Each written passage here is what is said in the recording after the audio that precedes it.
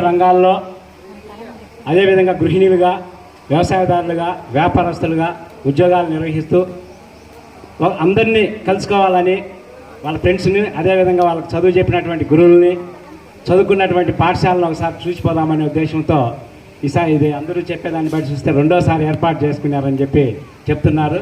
ఈ విధంగా తక్కువ టైంలో ఏర్పాటు చేసినటువంటి వీళ్ళకి మొట్టమొదటిగా వీళ్ళందరికీ నా హృదయపూర్వకమైనటువంటి అభినందనలు తెలియజేస్తున్నాను.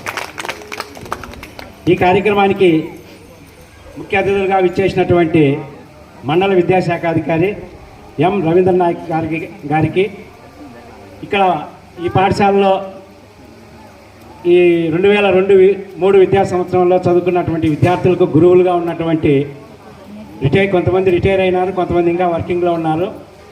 శ్రీ నాగభూషణ్ రెడ్డి గారు రిటైర్ హెడ్ మాస్టర్ గారికి, శ్రీమతి